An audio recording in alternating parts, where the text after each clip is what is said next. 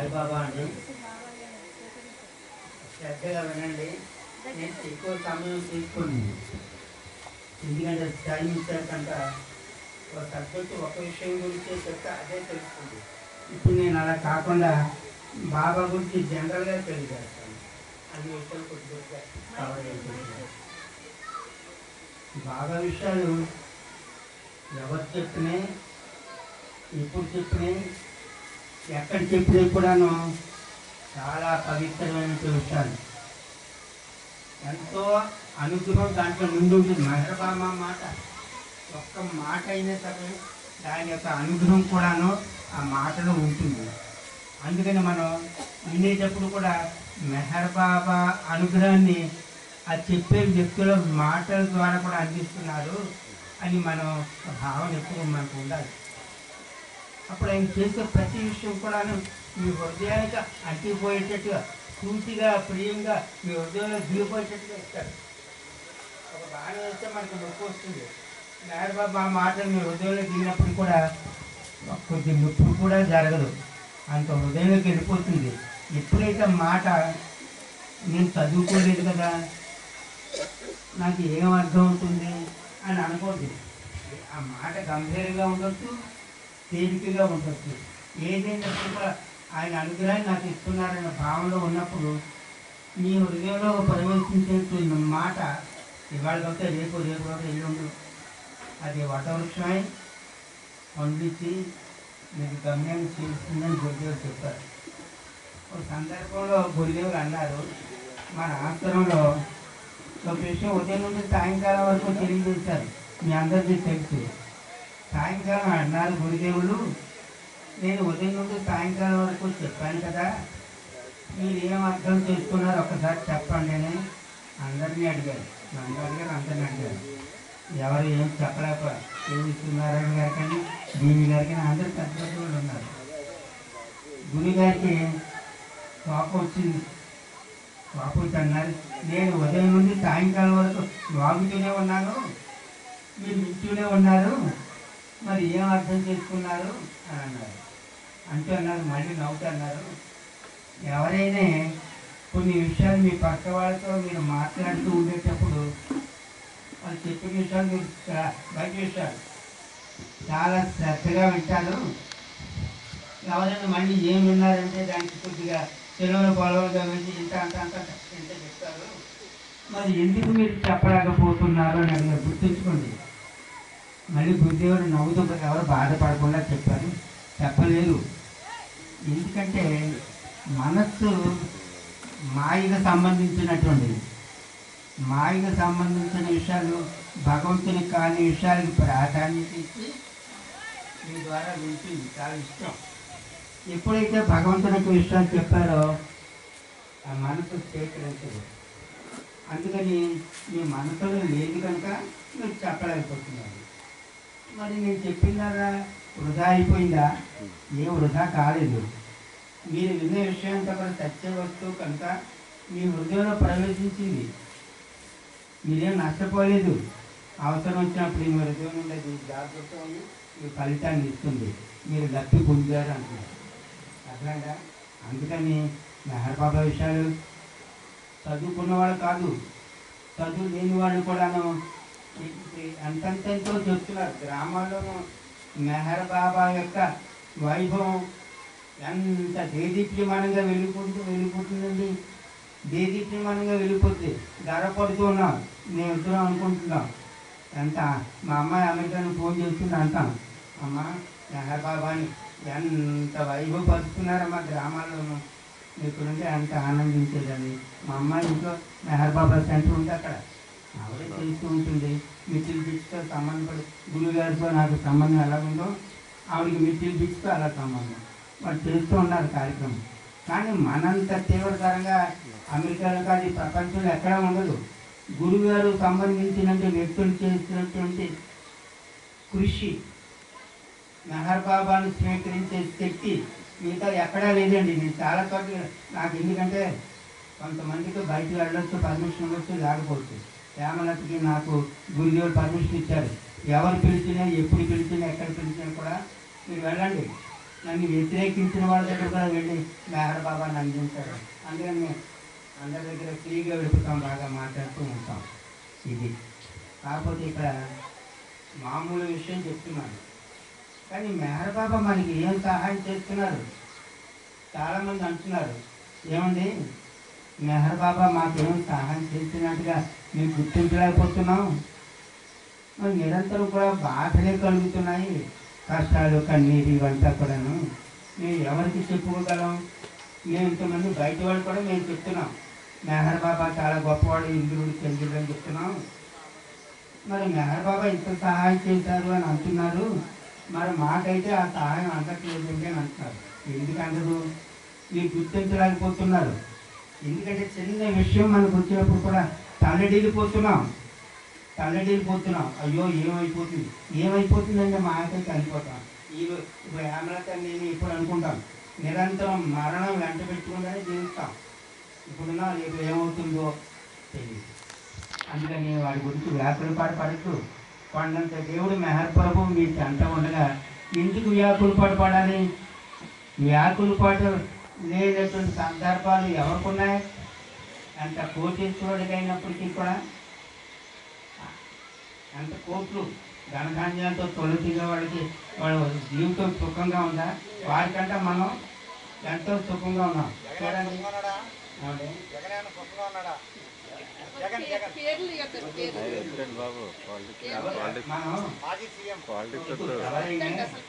లేదు ఎవరు రాజకీయ నేతలని ఎవరైనా కూడా మనం ఇక్కడ రాజకీయాలు కానీ వ్యక్తుల గురించి కానీ మెహర్ బాబా ఎక్కడ ప్రస్తావన చేయలేదు. అన్ని మతాల్ని, అన్ని సాంప్రదాయాల్ని, అందరు ఎవరెవరు ఏ దేవుణ్ణి ఆరాధించో కూడా వాళ్ళందరినీ కూడా ప్రేమగా చూడండి, వాడితో ప్రేమగా మాట్లాడండి. వాళ్ళ వ్యక్తిగత విషయాలు మనకు వద్దన్నారు మెహర్ ప్రభు. ఎందుకంటే అది మళ్ళీ ఇంత బర్డెన్ అయిపోయి ఉంటుంది. మన బాధలే మనం తీసుకోలేకపోతున్నాం, బాధపడుతున్నాం. అందుకని వాటి గురించి మనం వద్దు. మెహర్ బాబా అందరినీ జాగ్రత్తలు పరుస్తాడు. ఎందుకు అలా ఉండవలసి వస్తుంది? ఇప్పుడు చూస్తున్నారు, అవతార పురుషుడు భూమి మీద వచ్చేటప్పుడు ప్రపంచం అంతా కూడా అల్లకల్లోలంగా ఉందని మనం చదువుకున్నామా? ఉప్పెళ్ళు, తుఫాలు, భూకంపాలు, యుద్ధాలు, చంపుకోవడం, ఇవన్నీ మనం ఇంటిలో ఉన్నాం కదా. అవతార పురుషుడు వచ్చేటప్పటికి అవతరించేటానికి అవతరణ గురించి అవన్నీ నేను చెప్పను, అన్న మనం చెప్పుకున్నాం. అట్లా దేవత్సం జరుగుతూ ఉంటుంది. అవతార పురుషుడు వచ్చిన సమయం వసంతకాలం, తర్వాత అంతా కూడా హాయిగా ఉంటుంది. కానీ మరి అటువంటిప్పుడు మెహర్ బాబా వచ్చారు. ఇప్పుడు నిన్ననే మనం 131 జన్మదినోత్సవం మనం చేసుకున్నాం. సుఖశాంతులతో ఏమైనా ఉన్నావా? ఎవరు ఉండలేదు కదా. ఎవరు చూసినా ఏదో బాధలు, ఈది బాధలు ఉన్నాయి. రాజకీయ నాయకులు కావచ్చు, సినిమా యాక్టర్లు కావచ్చు, మీ కావచ్చు, నాకు కావచ్చు, అన్ని బాధలు పడుతున్నాం. మరి వసంతకాలం అని చెప్పారు కదా అవతార పురుషుడు వచ్చినప్పుడు.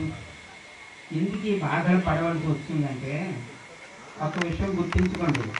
ఇదివరకు అవతార పురుషుడు భూమి మీదకి వచ్చినప్పుడు పరిస్థితులు, కాలం వేరే.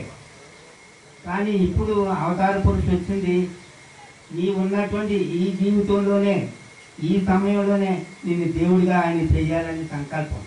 ఇదివరకు మామూలుగా కాలగర్భంలో కలిసిపోయేవాళ్ళం, ఎప్పుడెప్పుడో అలా గాలి కొట్టుకొని వచ్చి వస్తాం. మనం ఏనాడు పూర్వజన్మ సుకృతమో అవతార పురుషుడు భూమి మీదకి వచ్చినప్పుడు ఆయన సమకాలీనులుగా పుట్టాం. సమకాలీకుడు అంటే ఆయన ఉన్న చూడకపోయినప్పటికీ కూడా ఆ సమయంలో మనం పుట్టాం. ఎంతో అదృష్టవంతులం.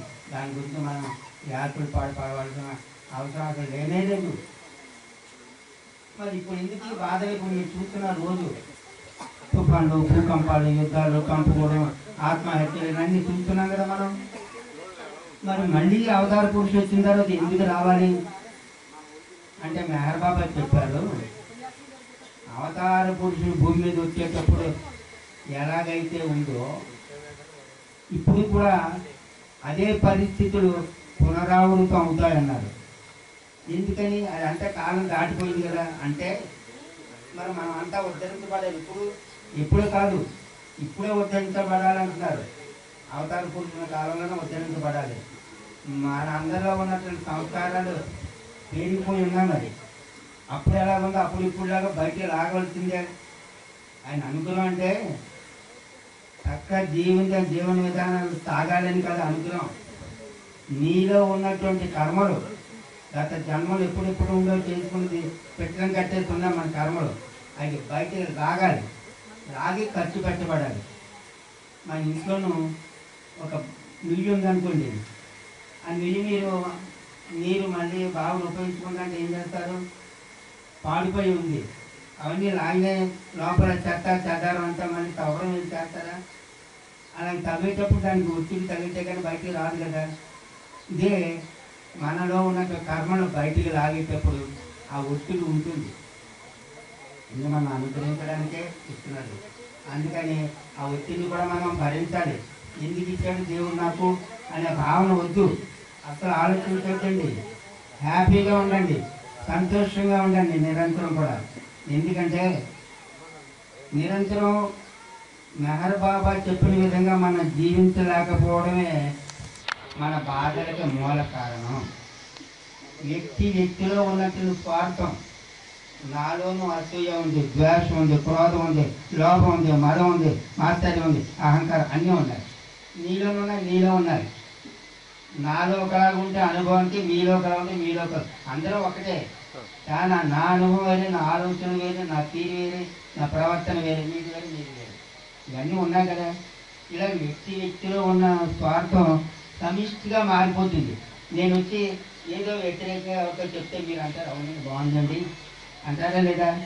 మనం ఇంకొక ఇద్దరి దగ్గర అవునండి అంటారా లేదా? ఇలా ఒకరి నుండి వ్యాపించిపోతుంది. ఎప్పుడైతే స్వార్థం సమిష్టిగా మారిపోయిందో పంచభూతాలు ప్రకృతి విజృంభిస్తుందని మేఘబాబా చెప్పారు. పంచభూతాలంటే ఆకాశభూతం, వాయుభూతం, అగ్నిభూతం, జలభూతం, పృథ్వీభూతం ఇవన్నీ ఉన్నాయి కదా పంచభూతాలు. ఈ పంచభూతాలు విజృంభించేసి అల్లకల్లోలు చేసేస్తాయి సృష్టిని. ఎందుకంటే సృష్టిని అంతా సమతుల్యం చేయడం వాటి బాధ్యత. సమతుల్యం అంటే సమానంగా ఎక్కువ తక్కువ కాకుండా చేయడం. అందుకని వాళ్ళకి ఏం చెప్పక్కర్లేదు, అవతార పురుషులా చేయని మనంతలో మనమే కోరి తెచ్చుకుంటున్నాం ఇదంతా కూడా. మరి అలాగే ఈ సృష్టి కార్యక్రమాన్ని నిర్వర్తించడానికి మెహర్ బాబా చెప్పారు. ఆధ్యాత్మిక ఆచార్యులు కూడా అని చెప్పారు. 7,000 మంది ఉంటారని చెప్పారు, పెద్ద పురుషులు ఉంటారని చెప్పారా లేదా? వీటి స్థాయి 1, 2, 3, 4, 5, 6 ఉంటూ ఉంటారు. వారు ఈ కార్యక్రమంలో విశ్వ కార్యక్రమంలో భాగస్వామి అవుతారు. ఎవరెవరికి ఏ సహాయం అందించాలో ఆ సహాయం కూడా అందిస్తూ ఉంటారు అండి. అయినప్పటికీ కూడాను ప్రత్యేకంగా వీళ్ళు లేడు కాబట్టి వాళ్ళతో పాటు 33 కోట్ల మంది దేవదూతలు ఉన్నారన్నారు మెహర్ బాబా. 3 కోట్లు అంటున్నారు. మన సాంప్రదాయం 3 కోట్ల మంది ఉన్నారని దేవతలు. 3 కోట్లు కాదు, 33 కోట్ల మంది దేవదూతలు ఉన్నారని. ప్రతి సృష్టిలో ఉన్నటువంటి ప్రతి కార్యక్రమానికి అంటే చెట్లు ఉన్నాయి, చేమలు ఉన్నాయి, పక్షులు ఉన్నాయి, జంతువులు ఉన్నాయి, అన్ని క్రిమికెట్ ఉన్నాయి అని మనం చెప్పుకున్నాం కదా. 84 లక్షల జాతులు చొప్పున 7 దశలో ఉన్నాయి.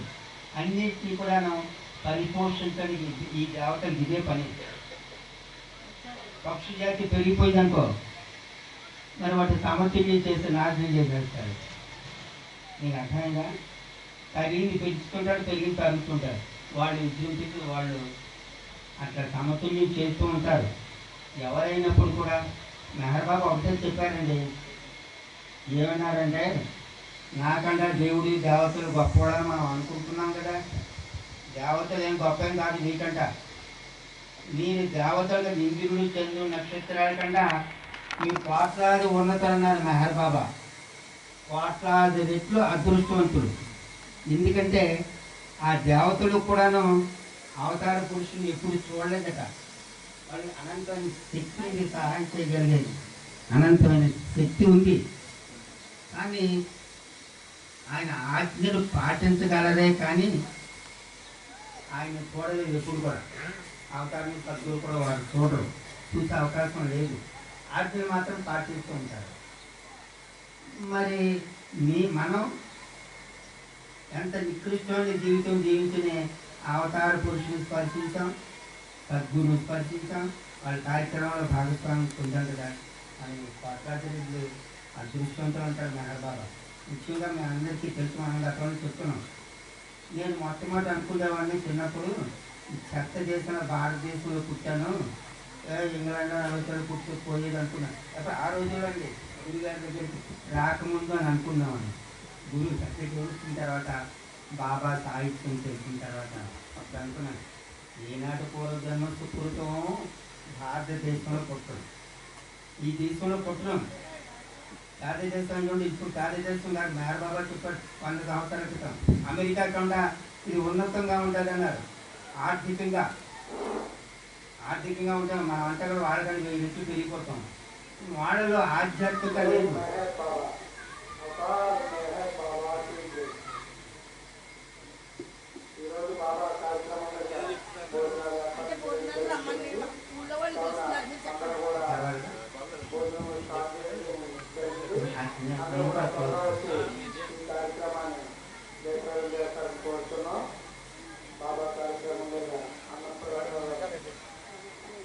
బాబా అంటారు వారికన్నా మనం చాలా అదృష్టవంతులు అంటారు.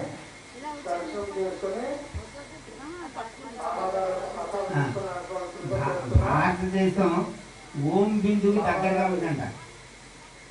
ఓం ఉంది కదా, ప్రపంచంలో అన్ని ఖండాల కన్నా మన భారతదేశం ఓం బిందువు దగ్గరగా ఉంది కాబట్టి త్వరగా గమ్యం చేసే అవకాశం అక్కడ ఉందట. అందుకని చాలా అదృష్టవంతులు అని చెప్పారు. దేవతలు ఎవరైనా కూడాను భూమి మీద వచ్చి నీ గర్భాన్ని ఎవరు పుట్టారట వాడు. ఎందుకంటే వాళ్ళు కూడా అనుగ్రహించబడాలి. ఎవరు? దేవతలు. ఇంద్రుడు కూడా భూమి మీద పుట్టాలట ఒక మాతృ గర్భాన్ని. ఎన్ని లక్షల జన్మలు వాడు ఎక్కలేదు. ఎందుకంటే 1-2 జన్మలు ఇస్తే కాదు. ఎందుకంటే భౌతిక ప్రపంచంతో వాళ్ళకి ఏం సంబంధం లేదు కదా, వాళ్ళకి ఏం కర్మలు లేవు కదా. అందుకని వాళ్ళు 1-2 జన్మలు ఇచ్చిన తర్వాత అయినప్పటికీ కూడా మళ్ళీ వాళ్ళు సద్గురువులు సేవించాలి. ఎవరైనా సరే ఏ అవతార పురుషుల కాలంలో ఉన్నప్పటికీ కూడా చివరికి సద్గురు ద్వారానే అనుగ్రహించబడాలి. అందుకనే సద్గురుకి ఎంతో ఎంతో ఎంతో ఎంతో విశిష్ట ఇచ్చారు బాబా. అన్నిటికన్నా మామూలు అవతార పురుషులు కానీ మహాత్ములు వాళ్ళకి వీళ్ళు చేసే ప్రార్థనల కన్నా ఇవన్నిటికన్నా సద్గురుకి అంకితమయ్యి ఆయన చెప్పింది చెప్పినట్టుగా మీరు నడుచుకొని జీవించగలిగితే మనం జీవించే విధానంలో తేడాపాడాలు ఉండొచ్చు. ఎందుకుంటే తేడాపాడాలు? నా సంస్కారం నాది, మీ సంస్కారం మీది, మీ సంస్కారం మీది ఉంటుందా లేదా? అనుభవానికి వచ్చేటప్పుడు అందరం ఒకటే, అనుభవానికి కొన్ని వేరుపాటు భావాలు ఉంటాయి. మన నిజానికి చెప్పాలని నాకు మొన్న ఒక ఆలోచన వచ్చింది. రావణుడు మనం అందరం ఏమంటున్నామండి? రావణుడు ఏమంటున్నాం? రావణుడు దుర్మార్గుడు అంటున్నామా? సీతాదేవిత దుర్మార్గుడు కాదు, మహోన్నతుడు వ్యక్తి. అవతార పురుషుడికి ఎంతో శక్తి జ్ఞాన ఆనందాలు ఉన్న ఆయనకి అంతే ఉంది. మెహర్ బాబా అవతార పురుషుడు రాముడు రావణ్ణి ఎందుకు ఎన్నుకున్నాడు? రావణులో ఆ సంస్కారం ఉంది కనుక ఆయన కార్యక్రమంలో భాగంగా ఆయన ఎన్నుకున్నాడు. మరి రావణులో ఉన్న సృష్టి అంతా భగవంతుడు ఒక్కడే అని చెప్తున్నారు. అందరిలోనూ భగవంతుడు ఒక్కడే అని చెప్తున్నారా లేదా? మరి రావణులో ఉన్నది ఆ భగవంతుడు ఒక్కడే కాదా? ఇంకోటి ఉన్నాడా? ఇంకో రాముడు ఉన్నాడా? కృష్ణుడు ఉన్నాడా? రాముడే ఉన్నాడు. రావణుడిలో ఆ కార్యక్రమం ఆయన ద్వారా చేయించుకున్నాడు. రాక్షసులు ఉన్నారు. రాక్షసులు పరమ కిరాతకులు, దుర్మార్గులు అని మనం అంటున్నాం చదువుకొని పురాణాలను. రాక్షసులు ఉన్నది ఎవడండి? ఎవడున్నాడు? సృష్టికంతకి తండ్రి అయిన భగవంతుడు ఒక్కడని చెప్తున్నారా లేదా? ఆ తండ్రి నేనన్నాడు. సృష్టికంతకి తండ్రి అయినట్టు భగవంతుడు ఒక్కడైనప్పుడు ప్రతి జీవరాశులు అంతా నాది అన్నప్పుడు ఆ రాక్షసులో ఉన్నాడు ఎవడు? భగవంతుడే. దుర్మార్గులో ఉన్నాడు ఎవడు? ఈ చెత్తలో ఉన్నది చెదారంలో ఉన్నది ఎవడు? భగవంతుడే. ఆయన మెహర్ బాబా దశావస్థలు చదువుకున్నాం. 10 స్థితిలో ఆయన కార్యక్రమం చేస్తారని మనం చదువుకున్నాం లేదా? A to Z చివరి వరకు ఆయన కార్యక్రమమే. మనదంటూ లేదు. మనం అనుకున్నాం రాజు చేస్తున్నాడు, అమలా చేస్తుంది, లేకపోతే బేబీ గారు చేస్తున్నారు ఇలా అనుకున్నాం. మనం ఎవరం కాదు. మనలో ఉన్నటువంటి ఆయనే మన ద్వారా ఈ శరీరాన్ని ఉపయోగించుకొని ఆయనే అనిపిస్తున్నాడు మంచోడు చెడ్డ అంతా కూడా. అంతే మీ భావన ఉంది. మనం అన్ని మతాల్ని అన్ని సాంప్రదాయాన్ని గౌరవిద్దాం. ఎవరెవరు ఏ మతం వచ్చినాయి నువ్వు నష్టపోతున్నావు మాట మన ముందే రాకూడదు. నెహ్రూబాబు అన్నారు, ఎవరు ఏ మతంలో ఉన్న ఏ సాంప్రదాయంలో కూడా నేనే సహాయం చేస్తానన్నాడు. ఎందుకంటే సృష్టి అంతా నాలోనే ఉంది కదా, నాలోనే పరిపోషింపబడుతుంది, లయం చేయబడుతుంది, అనుభవాలు కూడా నాలోనే ఉన్నాయి కదా. మీరు అనిపిస్తున్నారు, మీరు కాదు నేనే అనిపిస్తున్నాను. రోజు మన కషాయవాడే ఎన్ని జంతువులు చంపుతున్నాడండి. చంపేవాడు ఎవడు? ఆయనే చంపుతున్నాడు. అవతల కషాయవాళ్ళు ఉండి చచ్చేది ఎవడు? ఆ జంతువులను ఆయనే చస్తున్నాడు. నీకు అర్థమైనా? భగవంతుడే చస్తున్నాడు, ఆయనే చంపుకుంటున్నాడు, ఆయనే చంపుతున్నాడు, ఆయనే అన్నీ చేశాడు. అంతా ఆయనే, ఆయన తప్ప ఏమీ లేదు. ఒక్కొక్కరి ద్వారా ఎవరెవరి ద్వారా ఏ కార్యక్రమం చేసుకోవాలో అలా వినియోగించుకుంటాడు. అందుకని వాడు కషాయవాడు దుర్మార్గుడు ఎవడు లేడు. మెహర్బాబు అంటారు పాపాత్ముడు అనే మాట విన్నాము మనం. పాపాత్ముడు అనే మాట అసలు తీసేమన్నారు డిక్షనరీ ఉంది. తరతమ భేదాలతో కూడినటువంటి ఆత్మ యొక్క ప్రయాణము, తరతమ భేదాల యొక్క సంస్కారాల కూడిక, దాంతో ఉన్నటువంటి ఆత్మ యొక్క ప్రయాణమే మన జీవితాలన్నీ. అందుకని మనం ఏమీ వ్యాకులు పాటు పడద్దు. పెద్ద పెద్ద గంభీరమైన మాటలు మనం మాట్లాడుకోవచ్చు. గురుగారి ఎవేకనింగ్కి సంబంధించి ఇచ్చారు, అది వేరే. ఇక్కడ పబ్లిక్ మీటింగ్ వచ్చాడు, మన స్థాయికి తగిన మాటలు మనం మాట్లాడుకుంటే వాళ్ళు స్వీకరిస్తారు కదా భగవంతుని. అందుకని మన ఎవరిని కించపరచొద్దు. అలా ఇంట్లోనే వాళ్ళు ఉన్నారు. అయితే అన్నిటికీ మించింది ప్రేమతో నేను ప్రతిసారి బాధపడుతూ ఉంటాం. వాళ్ళు బాబా ప్రేమికులు అవిజయాలు అవ్వలేదు కాదు, బాబా ప్రేమికులుగా చాలామంది అయినటువంటి వాళ్ళు ఇప్పుడు చేశారుగా. ఇందాక చెప్పింది ఆవిడ, ఈ కర్మకాండలు చేస్తుంటే మెహర్బాబా అన్నారు. ఆయన 63లో వచ్చి మేరథాన్ ప్రారంభించేందుకు బోర్డు పెట్టారు, మరి చూశారు కదా. దాంట్లో అన్నీ మనం వద్దు. అజ్ఞానం, మీరు కర్మకాండలు చేయడం ద్వారా పూజలు వ్రతాలు ఇవన్నీ చేస్తున్నారు. అజ్ఞానం అనే సరిగాలికి నన్ను గురి చేస్తున్నారు, వాటి జోలికి పోవద్దు. అది చేయడం ద్వారా మళ్ళీ ఆ ఆత్మకి నేను శాంతి చేకూర్చుకున్నాను అనే భావన కాదు. మా నాన్నగారు చనిపోయారు, ఆయన నేను చేస్తుంది ఆయన శాంతి కాదు, ఆయనకి ఇంకా నేను అపచారం చేస్తున్నాను. ఆ ఆత్మ ఎక్కడ పెరిగినప్పటికీ కూడా తిరిగి ఆ ఆత్మకు శాంతి ఉండదు. ఈ గందరగోళాలతోనే ఆ ఆత్మ నలిగిపోతూ ఉంటుంది. సుఖప్రదమైనటువంటి మెహర్బాబా మార్గం ఇచ్చాడు. నాకు కొడుకు చెప్పాను, నా పూజకి మా కుటుంబ సభ్యులందరికీ ఎవరిని లెక్క చేయం. మా చుట్టాలు కానీ మా పిల్లలు కానీ వాళ్ళు ఎవరిని లెక్క మాదే జీవితం. కేరటిన్ అంటాం. మీరు వచ్చినా రాకపోయినా మాకేమన్నా నేను చనిపోయిననుకో, ఎవరు లేకపోతే మున్సిపాలిటీ వాళ్ళు తీసుకొని వాళ్ళు పారేస్తారు. చచ్చిన తర్వాత ఈ శరీరం ఏముంది ఇక్కడ? ఏమి లేదు, విలువ లేదు.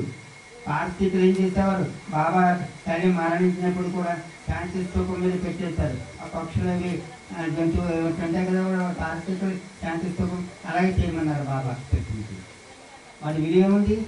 నువ్వు ఉన్నంత వరకే శరీరం, ప్రాణం, మనసు. పోయిన తర్వాత ఎవరెవరికి కావాలండి? నేను పెద్ద పెద్ద దండలు వేసేసి పూజ చేసి అగరబత్తులు వేస్తే వాళ్ళు వస్తారా?